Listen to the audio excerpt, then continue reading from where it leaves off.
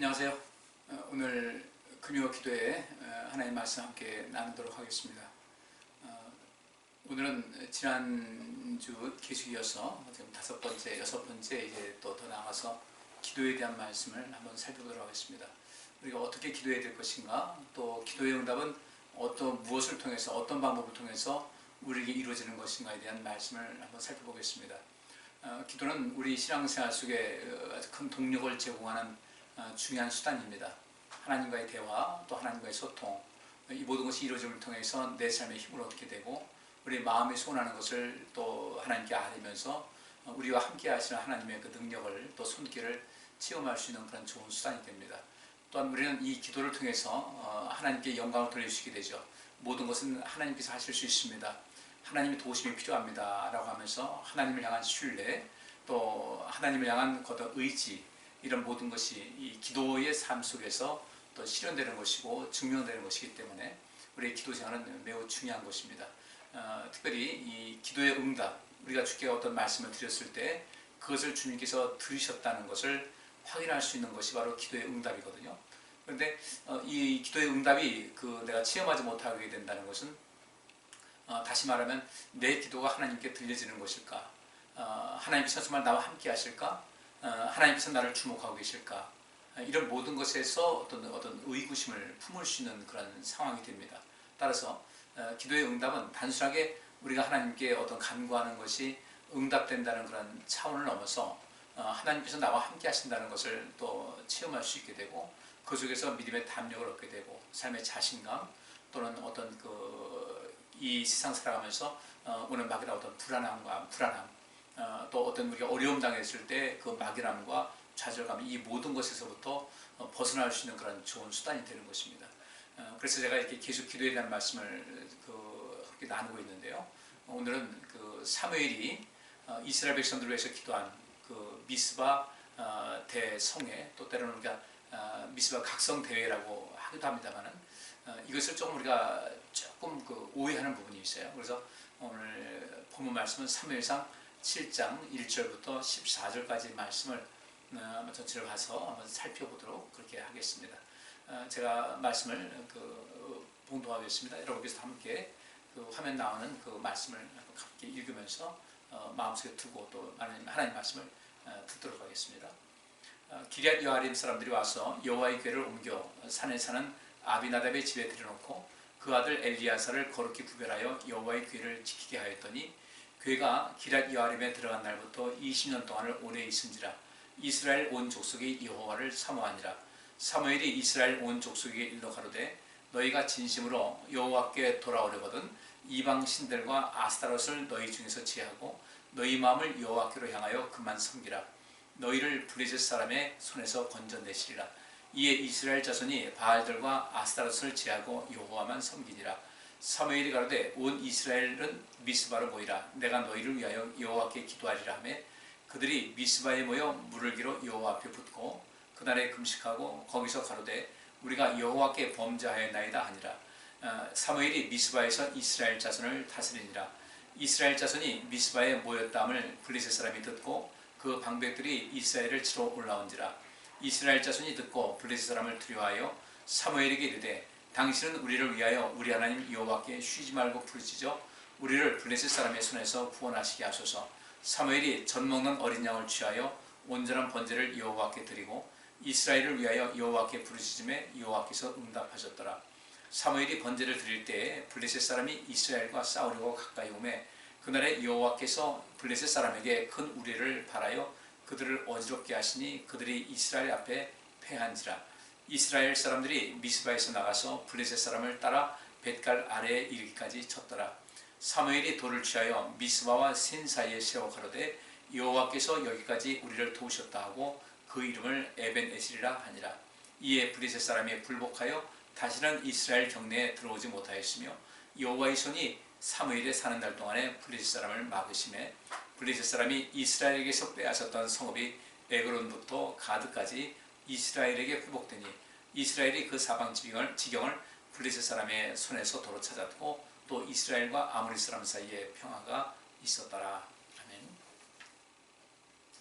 내용은 길지만 여러분께서 이에 대한 내용은 어느 정도 알고 있는 선지식이 있기 때문에 하나님의 말씀을 좀 이렇게 빨리빨리 넘어가도록 하겠습니다. 오늘 이 본문 말씀의 배경은 사무엘이 이제 하나님께 드려진 바 되고 엘리 제사장을 통하여 하나님의 사람으로 계속 훈련이 됩니다. 어느 때가 돼서 이 소년 사무엘을 하나님께서 부르시는 그런 과정이 나오고 이제 엘리 제사장의 가문이 사실 몰락을 하게 됩니다.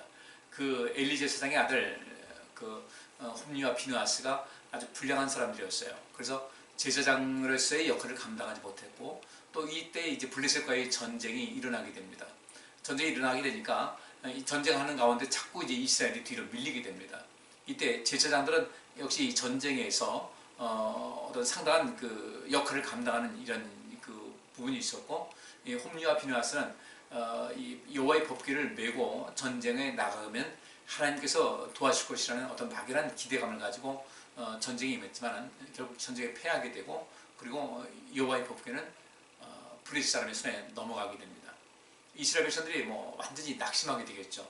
하나님께서 우리와 함께 하신 줄 알았는데 하나님께서 당신을 지키지 못한다. 여호와의 법궤가 빼앗겼다. 낙심천만이겠죠. 그런데 우리 하나님은 어떤 분이세요? 법궤가 들어간 다음에 그들은 자기들이 섬기는 다곤 신전 안에 여호와의 법궤를 들여다놉니다. 그런데 희한한 일이 생겼어요.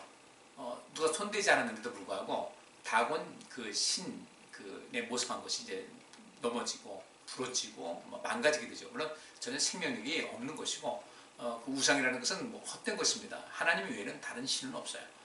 그러니까 그들은 다시 사람들은 어떤 것을 형체를 만들어 놓고 어떤 신격을 인간이 부여하는 거죠. 자기들이 만들어 놓고 이것이 신이라고서 섬기는 겁니다. 바꿔 말하면 우상은 사람이 만들잖아요. 그러면 그 우상을 만든 것이 사람이라는 거예요. 그러면 사람이 분명히 그 우상보다 위에 있어야 되는 겁니다. 지배할 수 있는 것입니다. 자기처럼 만들었으니까. 근데 그것을 만들어 놓고 그것을 신이라 어떤 신격을 부여하면서 그것을 섬기는 아주 우스꽝스러운 일이 나타나게 되는 거예요. 하나님께서는 이사야 선지자를 통해서 그 말씀을 하십니다. 너희가 나무를 깎아 만들고 그리고 깎아 만든 나무 조각 남은 것은 불에 태우고 돌을 다듬어서 또 어떤 신상을 만들어 놓고 그 다듬어 빼낸 그 돌을 바닥에 깔고서 밟고 다니고 이게 도대체 뭐 하는 짓이냐, 얼마나 이게 모순되고 우스꽝스러운 일이냐라는 것을 말씀하셨음에도 불구하고 어쨌든 인류 역사상 그런 우상을 만들어서 그것을 섬기는 일이 비일비재했어요. 그런데 이 다곤, 그들이 섬기는 다곤 신을 만듭니다. 자기들이 이 신격을 부여하고 그것을 섬기는데 여호와의 법궤가 그 신당 안에 있었는데 다곤 신전 안에 있었는데 저절로 이게 신상이 무너지면서 부러지고 망가지고 하는 이런 일이 생기고 그 뒤로 이 블레셋 땅 여호와의 법궤가 가는 곳마다 그곳에 많은 재앙이 생겼어요. 블레셋 사람들이 처음에는 우연이겠다 했는데 이거 우연이 아니었습니다. 그걸 고민을 하죠. 이거 어떻게 될 것인가. 서로 이제 기삐대상이 된 거예요. 뜨거운 감자같이 여호와의 법궤를 우리가 뺏었으니까 우리가 이긴 것이다. 전리품으로 갖고 있으면 그들이 자기들의 위상을 높일 수 있는 그런, 또 특별히 정치인들이 그렇죠. 그렇게 됐는데 여호와의 법궤가 있는 곳마다 계속 재앙이 내리게 되니까 뜨거운 감자 그걸 그냥 갖고 있을 수도 없고 그렇다고 그냥 맥없이 반납하는 것도 자기들 또 어떤 격이 떨어지고 하다 보니까 나중에는 그렇게 합니다. 어떻게 할까? 저를 돌려보내는 것이 좋겠다. 이제 많은 회의하다가 결정을 해서 돌려보내는데 암소에게 이제 수레를 끌게 하고 거기다가 여호와의 법궤를 이제 싣습니다. 그리고 이 기럇 여아림, 이스라엘 땅이죠. 그곳을 향하는 길에 놓고서 암소를 이제 움직이게 하는데 이제 막 송아지를 새끼를 낳은 그런 소였거든요. 만약에 저 소가 어떤 사람이 이끄는 건 아니니까 혼자 갈 수 있게 한 것이니까 그래 이스라엘 땅으로 가게 되면은 이 여호와의 법궤 여는 여호와의 신의 능력이 있는 것이고 그동안 이 블레셋 땅에 재앙이 일어난 것은 저 이스라엘 백성들의 섬기는 여호와라는 신의 한 일이다. 만약에 근데 소가 가지 않고 송아지 자기 새끼 난 곳에 끌려가지고 안 간다면은 여호와하고 상관없는 것이다. 이렇게 이제 결정을 하게 되죠. 그런데 암소가 그냥 계속 전진을 합니다. 그 이스라엘 땅에 법궤가 들어오게 돼요.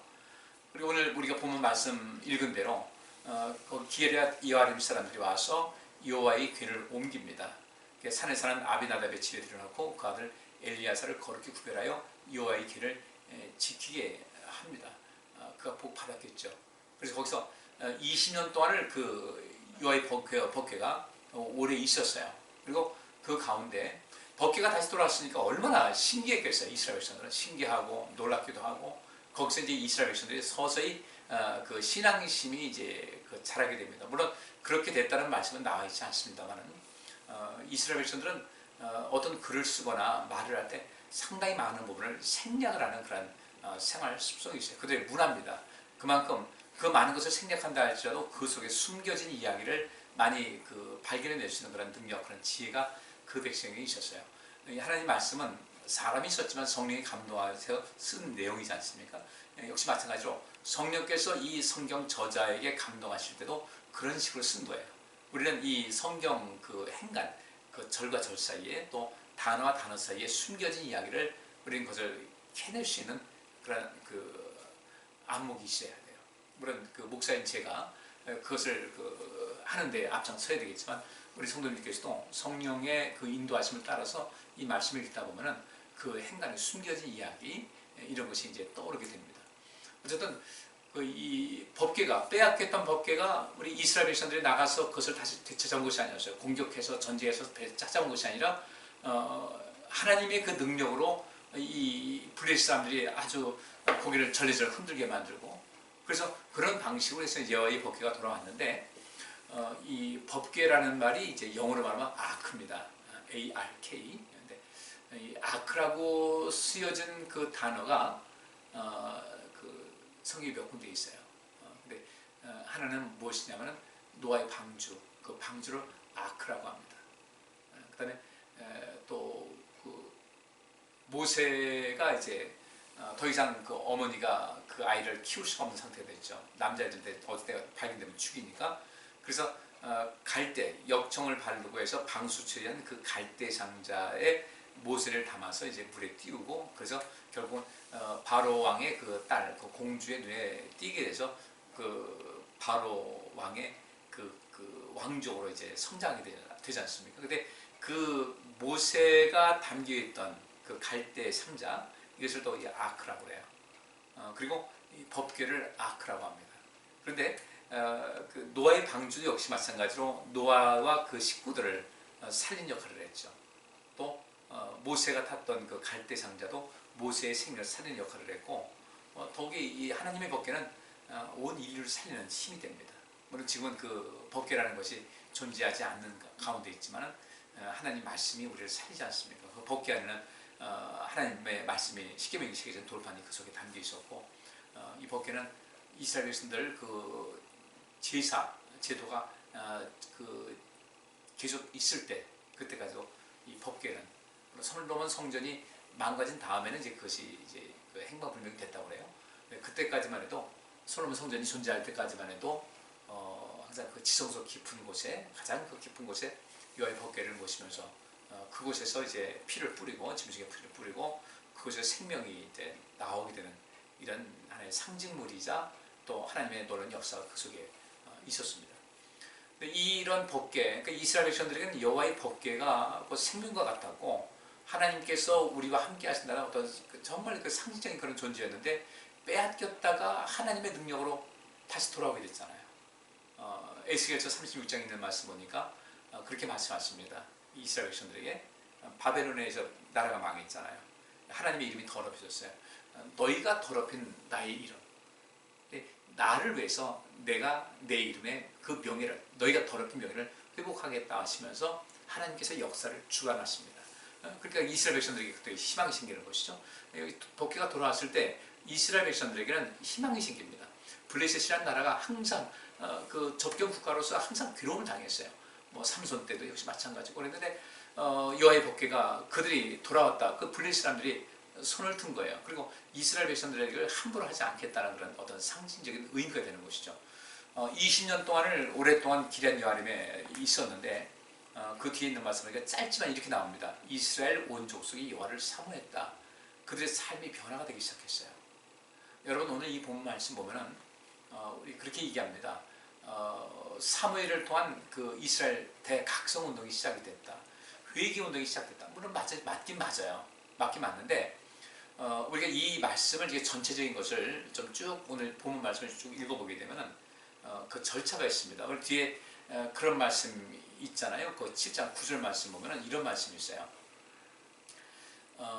사무엘이 젖 먹는 어린 양을 취하여 온전한 번제를 여호와께 드리고, 이 미스바에 모인 상태입니다. 번제를 여호와께 드리고 이스라엘을 위하여 여호와께 부르짖으며 여호와께서 응답하셨다고 합니다. 그러니까 법궤가 돌아왔잖아요. 또 미스바에 모였습니다. 사무엘이 이 집회를 인도를 합니다. 집회를 인도하는 것뿐 아니라 그 6절 말씀에 그런 말씀이 있어요. 그들이 미스바에 모여 물을 길어 여호와 앞에 붓고 그날에 금식하고 거기서 가로되 우리가 여호와께 범죄하였나이다 하니라. 이스라엘이 미스바에서 이스라엘 자손을 다스리니라.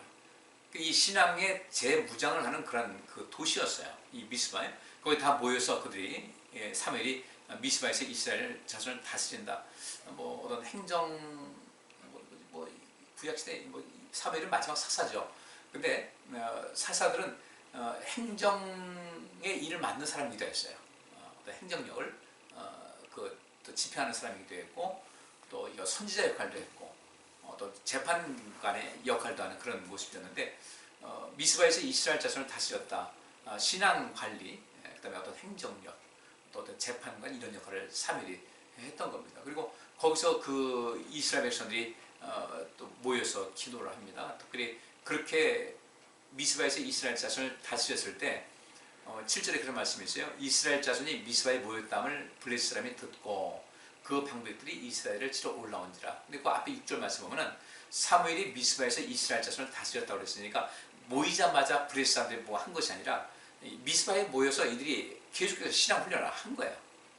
그러니까 이스라엘 백성들이 이 신앙이 완전히 바닥났을 때 사무엘이 어떤 날 딱 나타나가지고 우리가 여호와께 회개하자. 그래서 회개 운동을 벌이고 한 것이 아니라 이미 그 앞에 있는 말씀대로 6장 있는 말씀에서 뒤에 7장 말씀 보면은 빼앗겼던 여호와의 법궤가 다시 돌아오게 되고, 이 여호와의 법궤가 다시 돌아오게 됐을 때 사람이 한 것이 아니라 하나님께서 하신 것이잖아요. 우리가 좀 궁금하신 분들은 그 앞에 장을 좀 읽어보세요. 그러니까 이렇게 된 가운데 이스라엘 백성들이 다시금 하나님에 대한 인식을 새롭게 하기 시작한 거예요. 하나님께서 우리를 버리지 않으셨다. 우리와 함께 하신다. 여기서 이제 희망을 갖게 된 거죠. 희망을 갖게 되고, 또 20년 동안 그들의 믿음이 자라게 되고, 이때 그 사무엘이 그렇게 신앙적으로 어떤 새로운 모습을 보이고 있는 이스라엘 백성들에게 이렇게 이야기를 합니다. 그 2절과 3절에도 생략된 이야기가 굉장히 많아요. 이스라엘 온 족속이 여호와를 사모했다. 7장 2절 나오고 있는데 7장 3절에는 어떻게 하고 있냐면 사무엘이 이스라엘 온 족속에게 일러 가로되 너희가 전심으로 여호와께 돌아오려거든 이방신들과 아스타롯을 너희 중에서 제하고 너희 마음을 여호와께로 향하여 그만 섬기라. 그렇게 하면 너희를 블레셋 사람의 손에서 건져내실 것이다 라고 사무엘이 이야기를 해요. 그들이 이미 어떤 그 삶의 변화가 시작이 됐다는 겁니다. 이 여호와의 법궤가 하나님의 능력으로 돌아온 다음에 20년이 지나는 그 기간 동안 이들이 신앙의 어떤 그 새로운 변화가 시작됐다는 것을 말씀하고 있어요. 그리고 20년 지난 다음에 사무엘이 말합니다. 자, 이제는 우리가 여호와께 전시로 돌아가자. 이 이야기를 하는 겁니다. 그리고 이미 무르익었고요. 이전 같지 않은, 이전에 아주 혼란스러웠던 그 사사시대가 아니라 이제 새롭게 어떤 그 미래가 도약되는, 그리고 사무엘 시대가 이제 사사시대가 마무리되고 왕정시대로 넘어가는 이 과도기에 있었던 사건이었어요. 이 모든 것이. 그래서 사무엘이 말하기를 너희가 전심으로 여호와께 돌아오려거든 이방신들과 아스타롯을 너희 중에서 제하고 너희 마음을 여호와께로 향하여 그만 섬기라. 그분만 섬겨라. 오직 그분만 섬기라는 이야기입니다. 그러니까 4절에 보니까 이에 이스라엘 자손이 바알들과 아스타롯을 제하고 여호와만 섬겼다고 그랬어요. 사무엘이 그 이스라엘 백성들이 새롭게 변화된 것을 봅니다. 그리고 이 상황에서 한 단계 더 높아져야 되겠다. 이제는 그러면 자, 이제 그동안 우리가 이 바알과 아스타롯을 섬겼다는 거. 왜 섬겼겠어요? 돈 좀 벌어보겠다 한 거예요. 흔히 요새 말하는 대로 돈 좀 벌어볼까. 그 목축 문화에서 농경 문화로 접어든 상황 속에서 건기와 우기가 확인하게 되고, 지금같이 우리가 뭐 댐을 만드는 거나 이런 것도 아니고 그냥 하늘만 바라보는 이런 상황 속에서 그때 일기가 이제 불순한 때가 있지 않겠습니까? 그러니까 이 속에서 폭풍의 신, 폭풍 바람이 불어가지고 구름을 이끌고 오고 비를 내는 이 신이 바로 그들의 그 폭풍의 신을 바람 부는 것을 바알이라 이름해가지고 그 바알 신을 뭔지도 모르는 거예요. 그냥 신의 신이 이 폭풍을 바람을 바알 신이라 정해놓고서 그 형상을 만든 겁니다. 하나님께서 눈에 보이지 않잖아요. 근데 하나님께서 내 형상을 만들지 말라고 하셨는데 이들은 바알 신을 만듭니다. 그의 그 와이프 역할을 아내 역할은 아스타로 신을 만들어가지고 열심히 절하는 거예요. 그러니까 이제 이 3일을 말하는 겁니다. 아무 쓸모 없다. 의미 없다. 하나님만 섬겨라. 바알과 아스타를 제하라. 그랬더니 그들이 이미 변화가 되기 시작한 사람들이었기 때문에 하나님의 능력을 또 이제 맛보고 희망 갖고 있었기 때문에 그들은 이제 버리기 시작합니다. 바알과 아스타롯을 버리고 여호와만 섬기기 시작했어요. 자, 순서가 그렇습니다. 법궤가 돌아왔어요. 이스라엘 백성들의 마음이 새로워지기 시작했어요. 하나님에 대한 인식이 새로워지게 되고 믿음이 이제 씨앗이 자라기 시작한 겁니다. 그 다음에 20년 동안 있는 동안에 이 법궤가 이제 기대한 안에 있는 동안 이것을 확인했던 사무엘이 이제 여기서 이제 한 단계 높아져야 되겠다. 그래서 사무엘이 말하기를 우리가 이제 전심으로 여호와께 돌아가야 된다. 근데 절반 정도 해가지고 어정쩡한 상태에 있지 말고 이제 전심으로 돌아가자. 우리 마음 다 해서 여호와께로 돌아가자. 그래서 반은 이쪽 세상에 있고 반은 바알 신 섬기고 하나님 섬기고 어디 뭐 좋은 곳 있을까 기회에 따라서 이것도 했다가 저것도 했다 하는 것이 아니라 이제 이 바알과 아스타롯 다른 이방신 다 버리고 하나님만 전심으로 섬기자. 그러면 우리 앞에 계속해서 우리를 괴롭히는 이 블레셋을 하나님께서 쳐서 그들 손에서 우리를 구원해 주실 것이다. 그러니까 그 말을 믿고 얼마나 힘들면 그들이 즉각 따르겠어요. 바알과 아스타롯을 제하고 여호와만 섬기기 시작했어요. 그리고 이때 이제 그 마지막 결정타를 한 거죠. 예수님께서 이 제자들을 가르치셨고 마지막에 승천하신 다음에 성령이 그들에게 임해서 놀라운 대폭발을 일으켰던 것 같이 이제 무르익은 거예요. 이들 새롭게 어떤 새로운 폭발력을 발휘할 수 있는 그런 때가 임한 것을 사무엘이 알고 자 미스바로 모이자. 미스바에 모여서 이제 시간이 지났을 겁니다. 모이자마자 된 것이 아니라 분명히 미스바에서 이스라엘 자손을 다스렸다는 말씀 보니까 일정 기간이 지나면서 계속 그들이 어떤 영적 어떤 또는 그 갱신운동 성장하고 변화되는 이런 모습이 보였던 것 같습니다.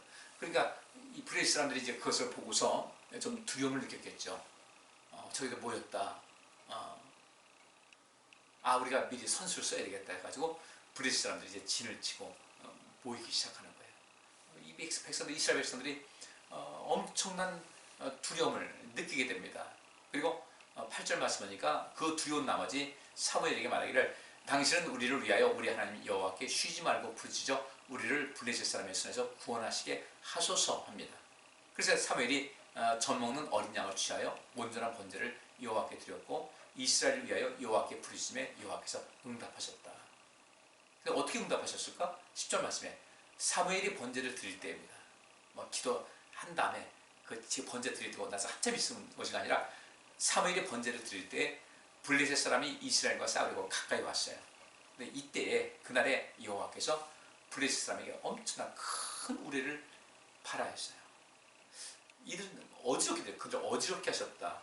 그 소리를 이스라엘 백성도 들었겠죠. 근데 이스라엘 백성은 크게 놀라진 않았어요. 이것이 그들에게만 울렸던 것인지 아니면 이스라엘 백성은 들었는데 이들 담대해서 못 들었는 건 뭐 잘 모르겠지만 어쨌든 하나님께서 블레셋 사람에게 큰 우레를 바라셨어요. 그들을 이기기 위해서 큰 우레를 바라셨고 그들이 어지러지고 혼란스러워지면서 이스라엘 앞에 크게 패하게 됩니다. 그리고 계속해서 이제 미스바에서 이제 출발해가지고 블레셋 사람의 후퇴하는 것을 뒤를 따라서 백갈 아래 이르기까지 쳤다. 그리고 결국 이제 그 사무엘이 돌을 취해서 미스바와 센 사이에 세워 말하기를 여호와께서 여기까지 우리를 도우셨다고 그 이름을 에벤 에셀라 이렇게 했다 했습니다. 도움의 돌이라는 겁니다. The Stone of Help. 도움의 돌. 하나님께서 우리를 도우셨다는 거예요. 이게 큰 체험이었습니다. 그리고 그 사건 이후로 블레셋 사람들이 굴복해서 다시는 이스라엘 그 지역으로 들어오지 않았고 여호와의 손이 그 사무엘에 사는 날 동안에 블레셋 사람을 막으셨다. 그리고 이전에 블레셋 사람이 이스라엘에게서 빼앗았던 성읍이 에그론부터 가드까지 이스라엘에게 회복이 되었고 이스라엘이 그 사방지경을 브레스 사람의 그 손에서 도로 찾았다. 그런 평화가 있었다. 오늘 이 본문의 말씀이에요. 오늘 저는 그 기도의 응답에 대한 말씀을 드린다고 했잖아요. 굉장히 중요한 내용이에요. 근데 사무엘의 그 기도, 사무엘 때문에 기도가 응답됐을까? 그것도 있어요. 이스라엘 백성들은 사무엘에게 기도해야 할 것을 하나님의 도우심을 간구하는 기도를 해줄 것을 부탁을 했어요. 아마 그때는 사무엘이 그만큼 역량이 컸던 것이죠. 근데 실상 하나님께서 이스라엘 백성들을 돕게 된 이유가 있습니다. 원인이 있어요. 제가 자주 말씀드리죠. 신앙은 그냥 과학이에요. 원인이 있어서 결과가 있는 겁니다. 물론 하나님의 특별한 은혜가 있어요. 우리가 뭐 심어서 심은 대로 거둔다고 그러는데 우리를 하나님의 나라 영원한 생명 주신 것은 우리의 처음에 우리가 행위를 보고 구원받은 것은 아니에요. 절대적인 하나님의 은혜입니다. 그런데 우리가 이 하나님의 은혜로 말미암아 우리의 행위가 뭐 착해서 천국 가는 그런 것이 아니라 우리가 연약함을 깨닫고 내가 죄인임을 알고 하나님 앞에 무릎 꿇고 경배해서 하나님이 참 신이십니다. 나는 이 신이신 하나님을 섬기겠습니다라는 그런 신앙 고백. 어린아이가 이 땅에 태어났을 때 아무것도 할 수 없는 무기력한 상태잖아요. 그런 거와 마찬가지로 우리가 하나님을 믿겠다고 했을 때 하나님께서는 우리를 먹이시고 우리를 양육을 하십니다. 왜냐하면 우리가 아이를 낳잖아요. 그러면 그 아이를 낳는데 왜 그들을 먹여요? 특별한 DNA가 있다고 그래요. 그 부모와 자녀 간에 그 DNA가 물려지기 때문에 거기서는 어떤 끈끈한 어떤 것이 심리적으로 본능적으로 나타난다고 하더라고요. 그래서 그 아이를 양육을 하잖아요. 아무것도 할 수 없는 애를 우리가 안아서 젖 먹이고 목욕시키고 아이는 꼼짝 못하니까 우리가 다 이동할 때도 전부 다 부모님 손이 다 됩니다. 이제 서서히 아이가 걷기 시작할 때는 자기가 뭔가지만 그 전까지는 누군가 돌보는 사람이 없으면 그 아이는 죽을 수밖에 없어요. 생명을 유지할 수가 없습니다. 우리도 마찬가지로 처음에 예수를 믿었어요. 하나님의 은혜로 말미암아 새 생명을 얻었습니다. 그리고 이제 우리가 성장을 합니다. 그리고 어느 정도 단계에 도달하게 되면요. 그 다음에 우리는 어떻게 될 것인가? 우리 삶 속에서 하나님께서 기뻐하시는 어떤 삶의 행위, 하나님 말씀을 실천하는 것, 이것이 반드시 뒤에 수반되어야 돼요. 그 모습을 보고 이것이 바로 합당한 열매인 거예요. 이 사람이 구원받았다 안 받았다라는 증표가 됩니다. 이스라엘 백성들이 하나님께서 응답하셨는데 사무엘의 기도가 응답됐어요. 하나님께서 응답하셨다고 했으니까 사무엘이 그 하나님께 번제를 드리는 과정 속에서 또 사무엘이 어린 양을 취해서 온전한 번제를 여호와께 드리고 이스라엘을 위하여 여호와께 부르시니 여호와께서 응답하셨다고 그러는데 사무엘이 대표적인 것을 기도를 했겠지만 이때 이스라엘 백성들 기도 안 했겠어요? 사무엘이 다 맡기고 빨리 기도하세요 라고 했겠어요? 우리 보통 그러지 않습니까? 목사님 기도 좀 해주세요. 부탁받고 기도합니다. 서로가 이제 기도합니다. 사무엘에게 기도를 부탁하고 그리고 그 백성들 역시 기도했을 거라는 거예요. 대표성이니까 그렇죠. 왜 하나님께서 응답하셨을까? 자, 신앙은 과학이라고 그랬어요. 기도 응답도 과학이에요. 우리는 하나님을 너무 쉽게 보는 경향이 있어요. 뭐 대충 해도 하나님께서 넘어가 주시겠지. 대충 해도 하나님께서 응답하시겠지. 절대 그렇지 않습니다. 적어도 우리 신앙생활 어느 정도 3년 이상 정도 했다 할 때는 내 삶에 책임을 질 수 있어야 돼요. 기도 응답의 책임은 우리에게 있습니다. 기도 응답의 그 응답을 이끌어낼 수 있는 것도 우리에게 달려 있어요. 응답하시는 분은 하나님이시잖아요. 응답하실 수 있도록 하는 것, 하나님께서 내 기도에, 우리의 기도에 응답하실 수 있도록 하는 것은 우리에게 달려 있다는 거예요. 왜 그래요? 오늘 본 말씀 아까 말씀드렸잖아요. 법궤가 돌아왔어요. 그 이전의 신앙이 엉망이었습니다. 법궤가 돌아왔어요. 이때 이들이 이런 일도 다 있네. 어쨌든 돌아오니까 이들에게 용기가 생겨요. 하나님께서 우리와 함께 하신다는 상징물이니까. 그리고 그들이 서서히 마음이 변화되면서 하나님 중심적인 모습으로 변화가 됩니다. 사무엘이 봤을 때 이들이 이제는 뭔가 새로워졌네?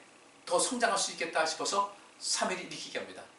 양다리 걸치고 있었어요. 세상도 걸치고 뭐 바알신도 걸치고 아세라도 걸치고 또 하나님도 걸치고 있는데 이제 그렇게 마음 나누지 말고 마음을 두만 품지 말고 전심으로 너희의 마음 전체를 주어 빼들라. 이쪽에다 적당히 걸치고 그렇게 하지 말고. 사실 지금 우리 시대에 필요한 말씀이에요. 우리는 어떻습니까? 두 마음을 품지 말자는 거예요. 두 주인 섬기지 말라는 겁니다. 그러니까 그 전심으로 여호와께 그 열을 섬기자. 그러면서 그렇게 전심으로 열을 섬기려면 너희는 이방신들과 아스타롯을 너희 중에서 제하라. 그리고 너희 마음을 여호와께 향하라고 했어요. 그랬더니 그 백성들이 그렇게 했습니다. 그래서 4절 말씀에 이에 이스라엘 자손이 바알들과 아스타롯을 제하고 여호와만 섬겼다라고 했어요. 그리고 이제 그렇게 하니까 벌써 이제 이미 기도의 응답은 올 수 있게끔 상황이 정리가 된 거였어요. 이게 우연이 아닙니다. 그래서 사무엘이 미스바에 모여라, 각성운동하자, 회개하자. 이미 각성은 시작됐어요. 각성이 뭐예요? 깨어있는 거예요. 그들의 믿음의 눈이 서서히 뜨기 시작했고 깨기 시작했어요. 깨기 시작하는데 사무엘은 거기서 계속해서 이 조건을 줬습니다. 여호와께 전심으로 돌아오려거든 여호와만 섬겨라. 이방신 버려라. 아스타롯 버려라. 이들이 따라갑니다. 순종합니다. 점점 눈이 떠지기 시작하는 거예요. 하나님을 향한 눈이 떠지게 되고 이제 우리가 하나님을 믿어야만 제대로 살 수 있다는 그런 생각이 자리 잡게 되고 그런 상태에서 이제 모든 조건이 된다고 사무엘이 판단하고 나서 미스바를 모이라고 한 거예요. 근데 그들이 좀 모입니다. 쫙 모여가지고 그때 하나님께 기도도 하고 그들이 그 미스바에 모여가지고 신앙 중심적으로 하나님 중심으로 세상을 살아가는 일을 보고 있어요. 사무엘 중심으로 이렇게 해 나가게 됩니다. 근데 여기서 또 우리가 볼 수 있는 것이 미스바를 모이라고 했어요. 5절에, 이게 6절에 말씀 보니까 그들이 미스바에 모여 물을 길어 여호와 앞에 붓고 그날에 금식하고 거기서 가로되 우리가 여호와께 범죄하였나이다 하니라. 이게 굉장히 중요한 내용입니다. 성령이 임했잖아요. 베드로가 말씀을 증거합니다. 오순절 성령이 임했을 때 너희가 하나님의 아들 예수를 죽였다. 그 말씀 들은 사람들이 이 찔린 사람들이 우리가 어찌할 거 그럽니다. 이때 그 베드로가 한 이야기가 있어요. 죄사함을 받으라 이 얘기합니다. 죄사함을 받으라는 것은 너희의 죄를 인정하라는 것이었어요. 죄사함을 받으라. 세례 받고 죄사함을 받으라. 그러면 성령이 너희에게 임할 것이다. 이 똑같아요, 사실. 그 오순절 그 성령의 역사에 임했고 임했을 때 사건하고 이 미스바에 있었던 사건하고 좀 비슷하게 이어지게 됩니다. 근데 변화가 이미 시작된 것이었어요. 그 다음에 역사가 일어나지 아무런 변화가 없는데도 불구하고 하나님께서 강권적으로 하시는 경우는 글쎄 성경에 별로 나타나지 않아요. 근데 이들이 한 것이 나오게 됩니다. 그들이 모여서 뭘 했냐면 물을 길어 여호와 앞에 부었어요. 물을 길어서 여호와 앞에 부었다. 왜 그랬을까? 이것이 어떤 행위인지 어디 자세하게 이게 나온 데가 없더라고요. 주석에도 그렇고. 그래서 제가 이걸 봤을 때 이렇게 생각을 했습니다. 이 당시 이스라엘 백성들에게 물이 굉장히 중요한 때였어요. 물론 이때가 어느 때일까? 물이 많을 때가 적다. 물이 많든 적든 이스라엘에는 물이 아주 굉장히 중요한 때예요. 우리나라 사람들이 물 길어가지고 물 갖다 부었다 하고 차원이 달라요. 물이 지금 수돗물 막 펄펄 나오니까 물 받아가지고 이게 아니라 분명히 물을 깃는 수고가 뒤따르는 것이고요. 그 다음에 물이 굉장히 소중합니다. 굉장히 소중한 때였어요. 이 지금 나라는 아마 물을 허투루하게 막 버리고 하는 일이 있을 수 없는 것인데 굉장히 소중한 것이었다. 근데 그들이 그 물을 깃는 수고를 해서 여호와 앞에 부었다는 것은 무슨 얘기겠어요? 그 물을 자기 마음으로 이제 그 상징한 겁니다. 그 귀한 것, 그 귀한 물을 여호와 앞에 붓는다. 여러분 하나님께 대한 헌신이에요. 마음을 다한다. 여러분 갖고 계신 소중한 거 있잖아요. 그래서 아브라함은 하나님께 이런 말씀하십니다. 내가 가장 소중히 여기는 아들, 백세여든 소중한 아들, 그 아들을 내게 제물로 바쳐라. 끝까지 순종하죠. 하나님께서 이제야 네가 나를 경외하는 줄을 알았다고 말씀하시는 거예요. 이스라엘 백성들이 하나님께 나와서 물을 길어가지고 하나님 옆에 계속 붓는이라는 것까지 여러분들의 헌신과 여러분들의 봉사와 여러분들의 마음을 하나님께 다 쏟으세요. 하나님의 인색한 마음 갖지 마시고, 인색하고 또 이렇게 자꾸 계산하고 또 이것저것 핑계대고, 요새 또 이 코로나 때문에 핑계대기 얼마나 좋아요. 절대 핑계대지 마세요. 하나님 기만하지 마세요. 하나님은 우리한테 그렇게 조롱당하거나 그런 분이 아닙니다. 그러다가 또 어떤 어려움이 다음은 와가지고 언제 그러냐듯이 하나님 내가 다시는 안 그러겠습니다. 내가 다음에는 꼭 내가 약속지키겠습니다. 근데 이제까지 지난주에 제가 그 한나에 대한 말씀을 드렸던 것 같이 그들 어떻게 믿어요? 맨날 약속만 하고 안 지키는데 하나님께서 믿으시겠어요? 여기 있는 말씀들은 사무엘이 이들에게 말하지 않습니까? 전심으로 여호와께 돌아오려거든 이방신들과 아스타롯을 너희가 제하라. 제했어요. 그 뒤에만 있는 말씀 보니까 이에 이스라엘 자손이 바알들과 아스타롯을 제하고 여호와만 섬겼다고 그랬습니다. 그런 변화가 있었어요. 그런 변화가 있으니까 블레셋에 쳐들어갔을 때 그것을 이기게 하시지. 그런 변화가 없었다? 없는 거예요. 여러분들 꼭 변화되시기 바랍니다. 기도 응답을 원하신다면 여러분의 변화가 하나님께 보일 수 있어야 돼요. 지금은 완전하지 못한다 할지라도 온전함을 향해서 여러분께서 한 걸음 한 걸음 더디더라도 끊임없이 걷는 그 모습이 있으면요, 하나님께서 응답해 주십니다. 퇴보하지 마세요. 그냥 가만히 앉아있지 마세요. 내가 지금 이렇게 하나님 잘 섬기고 있다고 착각도 하지 마세요. 응답은 그렇게 쉽게 오는 것은 아닙니다. 하나님의 그 기도의 응답은 굉장히 소중한 것이기 때문에 쉽게 오지 않아요. 이스라엘 백성들이 물을 길어서 여호와 앞에 부었다. 그 귀한 것을, 그 소중한 것을. 우리나라는 지금 돈을 물수도 탄다 해서 물이 아주 필요한 것을 말하는데 그 당시 이스라엘 백성들은 그것이 아니었어요. 여러분 아시다시피 서울이 어디 자리하고 있어요? 한강 주변에 자리하고 있지 않습니까? 물이 없으면 안 되는 거예요. 근데 정말 소중한 것을 하나님께 부은 거예요. 여러분들의 그 마음속에 있는 그 헌신하는 마음, 여러분의 소중한 것을 주 앞에 드리시는 것, 거긴 물질도 필요한 것이고 여러분들의 수고도 필요한 것이고 마음도 필요한 것이고 시간도 필요한 것이고 절대 아끼지 마세요. 하나님께서는 그보다 더한 것을 채워주시는 겁니다. 이런 과정 속에서 결국 이스라엘 백성들은 하나님께로부터 기도를 응답을 받게 된 거예요. 오늘 제가 여기서 이걸 이제 마치겠습니다. 되게 이렇게 녹화해서 듣는 것을 오래 하면은 지루해서 중간에 끊어버릴 것 같아가지고 짧게 좀 제가 마치겠습니다. 지금 몇 분 했는지 모르겠네요. 어쨌든 우리 성도님들, 기도 응답은 거저 오는 것이 아니다. 기도 응답은 내가 심은 만큼 온다. 소중한 것 주 앞에 드릴 줄도 알고요. 인색함만 가지면 하나님께서 우리에게 오는 것이 한계가 있게 마련해요. 두 마음 푼 것 전심으로, 하나님과 전심으로 하시고 두 마음을 포기하고 그 온전한 모든 마음을 주님께 다 드리세요. 두 주인 섬기지 마시고요.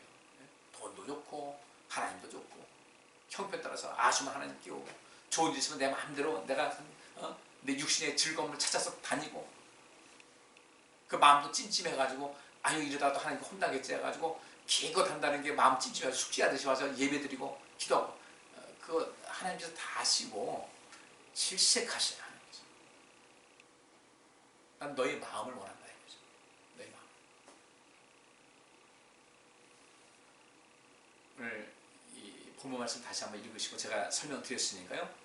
다시 쭉 살피세요. 살피시고 이래야 되는 거구나. 이러면 이렇게 하면 우리가 모든 것을 회복할 수가 있고 내 삶이 온전해질 수 있구나 라는 것을 아시고 여러분들의 그 기도해야 하는 삶 꼭 기억하시기 바랍니다. 기도는요, 여러분들 성경에도 이게 그 압축해서 말하잖아요. 하나님께서 우리가 한마디 하면 다 알아들으시거든요.